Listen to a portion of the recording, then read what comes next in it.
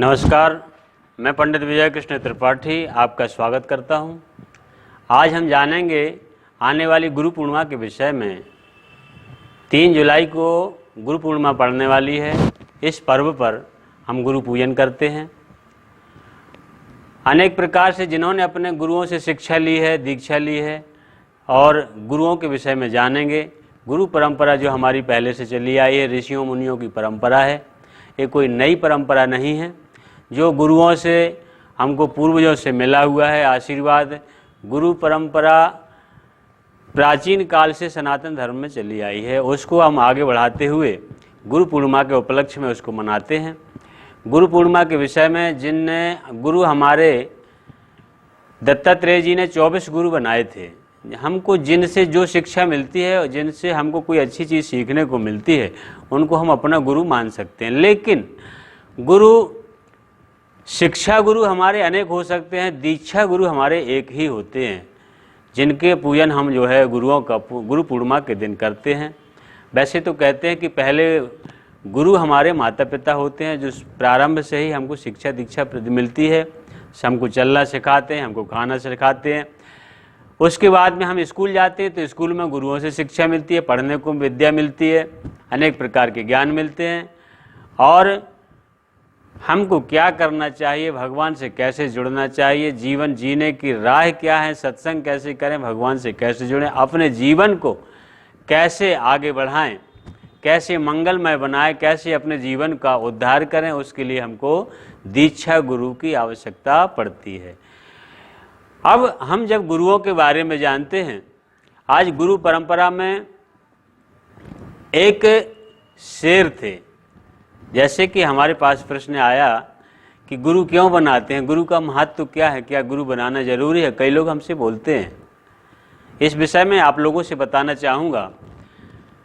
एक गाय दलदल में जाकर के फंस गई और शेर को भूख लगी, जाकर के सीधा वो अपना शिकार करने के लिए और सीधा कूद गया और वो भी जाके दलदल में फंस गया। थोड़ा सा फासला था, ना वो गाय के पास जा सका और ना गाय को खा सका और दूर जाके फंस गया। अब आपस में बात करते हैं। गाय बोली कि मेरा तो मालिक है, देखना मैं शाम तक नहीं जाऊंगी तो मेरा मालिक आएगा और मुझे दलदल से निकाल के ले जाएगा। तुम्हारा कोई मालिक है? शेर बोला मैं जंगल का राजा और मेरा कौन, मैं सबका मालिक हूं, मेरा मालिक कौन हो सकता है। ठीक शाम को जब गाय घर वापस नहीं गई, उसका मालिक ने देखा कि गाय नहीं आई, ढूंढते हुए जाकर के गई, वहां दलदल में गाय फंसी हुई थी। उस गाय को निकाला और लेकर के घर आ गया। शेर का कोई मालिक नहीं था, कोई गुरु नहीं था, वहीं का वहीं वो दलदल में फंसे हुआ वो उसके प्राण।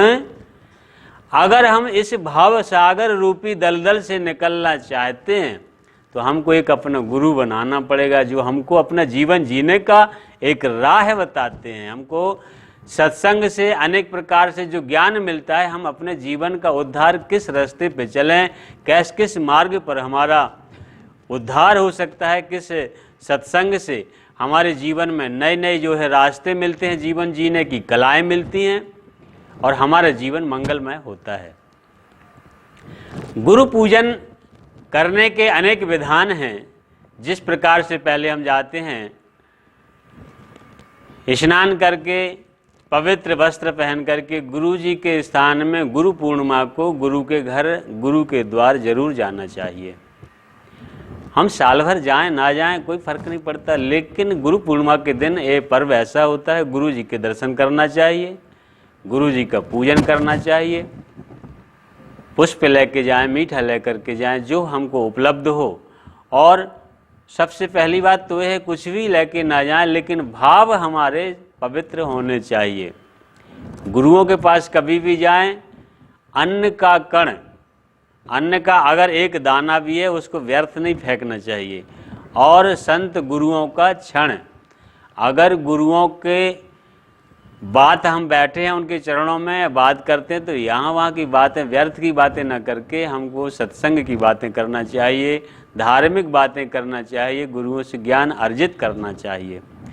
जाकर के सत्संगों में भगवान गुरुदेव का प्रणाम करें, उनका पूजन करें, पूजन करने के बाद में प्रसाद लेकर के घर पहुँचें। गुरु पूर्णिमा, गुरु हम लोग प्रतिदिन प्रार्थना करते हैं, गुरुर् ब्रह्मा गुरुर्विष्णु गुरुर्देवो महेश्वरा गुरु साक्षात परब्रह्म तस्मै श्री गुरुवे नमः। बोलते तो डेली हैं, बट भाव में, आदत में, जैसे लोग बोलते हैं ना, हम जानते हैं पर मानते नहीं हैं। कहने के लिए तो नॉर्मल बात हो गई ना, गुरुर् ब्रह्मा गुरुर्विष्णु गुरुर्देवो महेश्वरा। कोई भी आरती होती है, कर्पूर गौरम के बाद सीधे बोलते हैं गुरुर् ब्रह्मा गुरुर्विष्णु गुरुर्देवो। बट आपने कभी इस बात पर ध्यान दिया, क्या बोलते हैं? कभी गुरु को उस भाव से माना? अगर आप गुरुदेव को उस भाव से मानते हैं, वही गुरु आपके सारे कार्य साधने वाले, सभी कार्यों को पूर्ण करने वाले होंगे, वही सिद्धि देने वाले होंगे, अगर उस भाव से हम उनको मानते हैं। गुरु वह कड़ी है जो हमको भगवान से जोड़ती है, बट विश्वास हमारे अंदर जागृत हमको करना पड़ेगा। गुरुर् ब्रह्मा गुरुर्विष्णु गुरुर्देवो महेश्वरा। और यहाँ तक बात नहीं रुकी, गुरु साक्षात परब्रह्म तस्मै श्री गुरुवे नमः। ऐसे गुरुओं को हम प्रणाम करते हैं। गुरु गोविंद दोऊ खड़े काके लागू पाँव, बलहारी गुरु आपकी गोविंद दियो बताए। बड़ी अजीब स्थिति हुई, गुरु गोविंद दोनों मिल गए। अब असमंजस हुआ, पहले हम चरण स्पर्श किनका करें? गुरुजी की तरफ इशारा किया तो गुरुजी ने तो कहा भगवान बैठे हैं। भगवान ने कहा सबसे पहले गुरु को प्रणाम करिए, क्योंकि गुरु हमको अगर ज्ञान नहीं देते तो आज हम भगवान का पूजन कैसे कर पाते।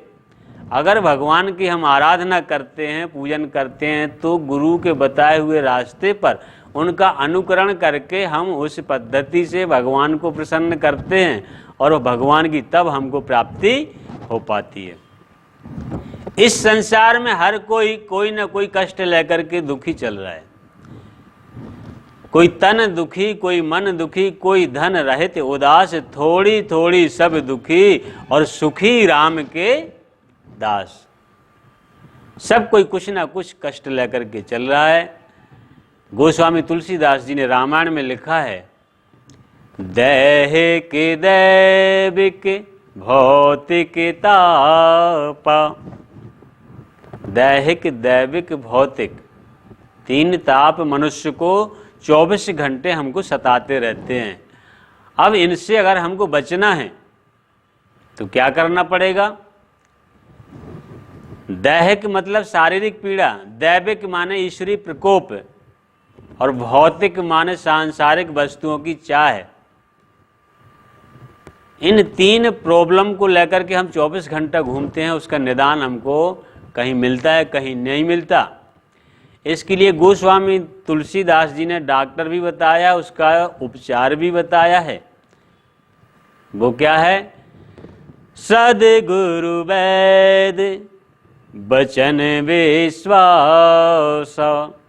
जो हमारे सद्गुरु होते हैं वो उनको वैद्य बताया है गोस्वामी तुलसीदास जी ने। किन बीमारियों के? दैहिक दैविक भौतिक तापों का निवारण करने के लिए सद्गुरु रूपी वैद्य का उन्होंने यहाँ पर उल्लेख किया है। सद्गुरु वैद्य और वचन विश्वास, और दवाई क्या बताई है? जैसे दैहिक का मतलब है कि हमको कोई फीवर आ गया, कोई रोग है, कोई बीमारी है, दैहिक हो गया। दैविक का मतलब कोई हमारा अचानक नुकसान हो रहा है, कोई घाटा पड़ रहा है, हमारे मनों को अनुकूल काम नहीं हो रहे हैं, इसको दैविक। भौतिक का मतलब ये है कि हमको एसी हमको लेना है, कार बंगला, दुनिया भर की भौतिक वस्तुओं में जाकर के उलझ जाना ही भौतिक ताप है। तो सद्गुरु वैद्य, और दवा क्या बताइए? वचन विश्वास। गुरुओं के वचनों पर विश्वास करिए। निर्मल मन जन सो मोहि पावा, मोहि कपट छल छेद्र न भावा। कभी भी हम गुरुओं के पास जाएं, मंदिर में जाएं, संतों के पास जाएं। अगर हमारे मन में छल कपट है तो कभी भी हमको हमारी मनोकामना इच्छा पूर्ति नहीं होती। अगर हम निर्मल मन से जाते हैं तो भगवान हमारे गुरुदेव हमारे जो है मनोकामनाओं को पूर्ण करते हैं, उनका आशीर्वाद हमको प्राप्त होता है। इसी प्रकार से सभी लोग आइए गुरु पूर्णिमा के महोत्सव को मनाते हैं। 3 तारीख को गुरु पूर्णिमा का महोत्सव है। सभी लोग अपने अपने गुरुओं के पास जाएं और जिन्होंने दीक्षा मंत्र नहीं लिया है गुरु पूर्णिमा में जाकर के दीक्षा मंत्र ग्रहण करें, क्योंकि हमारी परंपरा में जब तक हम गुरु मंत्र नहीं लेते हैं हमारे जीवन में कोई भी पूजा पाठ का उसका फल हमको प्राप्त नहीं होता है। इन्हीं शब्दों के साथ में जय श्री कृष्णा, जय श्री राधे, जय श्री श्याम।